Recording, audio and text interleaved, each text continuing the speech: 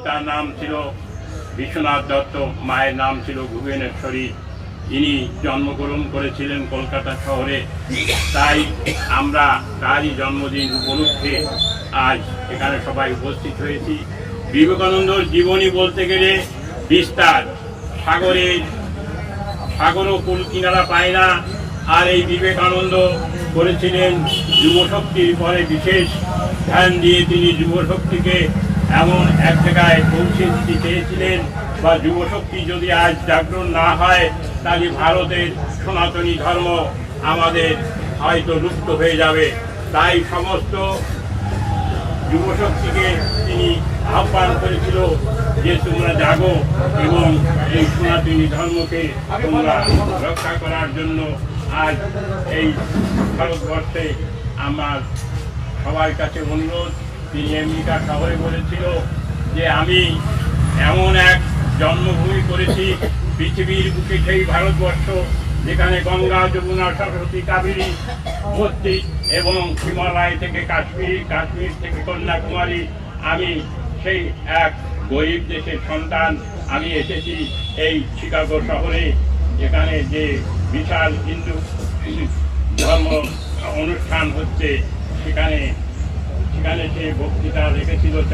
তারাকে অনেক অবহেলা করেছিল, তবুও কি সন্ন্যাসী দেশে গিয়েছিল ভারতের বুকে। তার মাত্র 39 বছর বয়সে তিনি আমাদের থেকে ইহালোক থেকে পরলোক চলে গেছেন।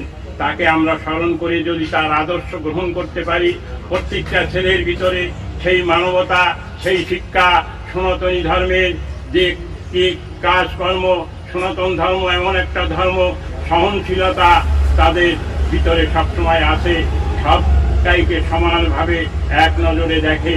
এই হচ্ছে বিবেকানন্দর মানব কল্যাণে তিনি সমস্ত পৃথিবীর বুকে আলোড়ন সৃষ্টি করেছিল।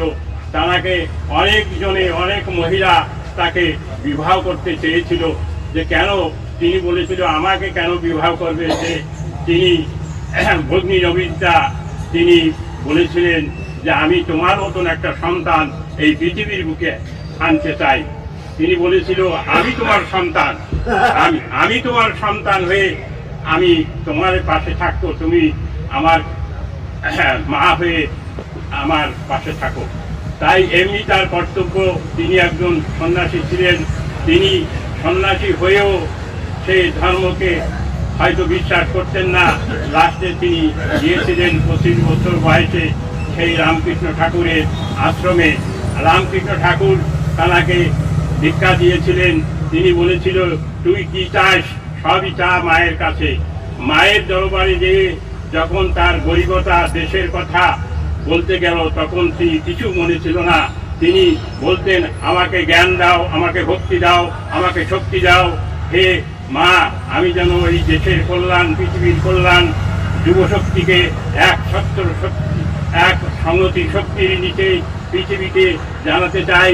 আমরা সমন্বয়ভাবে যেন আমরা পৃথিবীর বুকে এক সনাতনী ধর্ম আমরা জাগরণ করতে পারি। পৃথিবীর মানুষকে এই দুধ দিয়ে এই দুঃখ কষ্টের ভিতর, তখন ভারতের দুর্দশা খুবই খারাপ ছিল। মানুষ অনাহারে অনেক মৃত্যুবরণ করেছিল, তবুও তিনি দেশের কথা বলিনি। তিনি বলেছিল যে অনেকজনে আহ্বান করেছিল হে মহারিষি, হে মহাসন্ন্যাসী, তোমরা আমার দেশে থাকো। তিনি কিন্তু দেশ ভুলিনি। আমার মাতৃভূমি যেখানে গঙ্গা, যমুনা, সরস্বতী, কাবেরী, যেখানে এই আমাদের দেশে, আমাদের সেই কাশ্মীর থেকে কন্যাকুমারী পর্যন্ত আমি যে মাতৃভূমিতে জন্ম করেছি, এই দিন দুঃখীদের পাশে আমি থেকে পৃথিবীকে জানাতে চাই, হে যুবশক্তি, তোমরা যেন আগে বেড়ে এই সমাজকে একটা সত্যি মানবতা এবং একটা ধর্মনিষ্ঠ দেশ তৈরি করতে পারো। তিনি এমন গর্ভে জন্ম করেছিলেন। এই ভুবনেশ্বরী মা ছিলেন তার বড় বিদ্বান বা বড় আধ্যাত্মিক জগতে।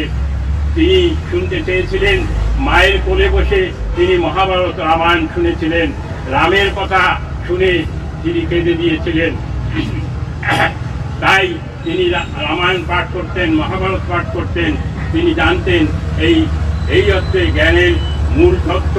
তাই মানুষকে জানিয়েছিল, হে মানুষ, তোমরা সবাই এক কণ্ঠে বলো যে আমরা ভারতবাসী, আমরা ভারতের সন্তান।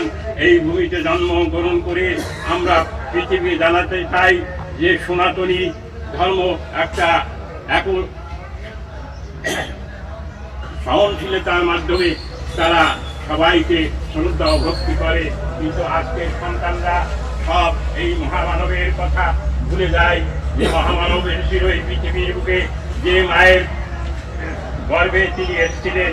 মায়েদেরও বলি এমন মায়েরা তৈরি হওয়া দরকার, যেখানে বিবেকানন্দর মতন, সুভাষের মতন, বিদ্যাসাগরের মতন, বঙ্কিমের মতন, বিনয় বাদল দেশের মতন সন্তান পৃথিবীর বুকে যেন জন্মগ্রহণ করে এবং পৃথিবীকে এক সূত্রে বাঁধতে পারে। একই কণ্ঠে তারা বলতে পারে আমরা সনাতনী, আমরা হিন্দু, আমরা রামের জন্মভূমিতে আমরা জন্মগ্রহণ করেছি। আমরা যেখানে আছে শ্রীকৃষ্ণ, যেখানে আছে রাম, যেখানে সত্য নারায়ণ, সেখানে পুণ্যভূমি। এই পুণ্যভূমিতে দাঁড়িয়ে আমরা প্রতিজ্ঞা করতে চাই সনাতন ধর্মকে রক্ষা করার জন্য। সনাতন ধর্ম আজ বড় বিপাকে, এই বিভাগ থেকে মুক্তি করার জন্য সবাই এক ছত্রতে, এক সংহতি শক্তির ছত্রতলে দাঁড়িয়ে আমরা প্রতিজ্ঞা করতে চাই, হে সনাতনী ভাই, হে হিন্দু সমাজ, হে যুবশক্তি, তোমরা জাগো, তোমরা রক্ষা করো। এই আজ বড় বিপাকে পৃথিবীর বুকে সনাতন ধর্মরা আজ বড় বিপদে পড়েছে। তাই বিবেকানন্দ বলে গেছিল, বিশেষ করে তোমরা জাগো, ওঠো, এমন একটা দাগ এঁকে দিয়ে যাও যে দাগ স্মরণীয় হয়ে তোমাদের এই সনাতনী ধর্ম রক্ষা করতে পারে। তাই বিবেকানন্দকে আমরা স্মরণ করতে চাই। যারা যারা এই মহান পুরুষ ভারতের বুকে এসেছিল তাদের আমাদের স্মরণ রাখা দরকার। ভারতের বিভিন্ন স্তরে দেখতে পাই যে ক্রান্তিকারী সমাজ বিরোধীকে রোধ করার জন্য সুভাষচন্দ্র বোস, মাইকেল মধুসূদন এবং বঙ্কিমচন্দ্র এবং রাজা রামমোহন রায়, রবীন্দ্রনাথ ঠাকুর এবং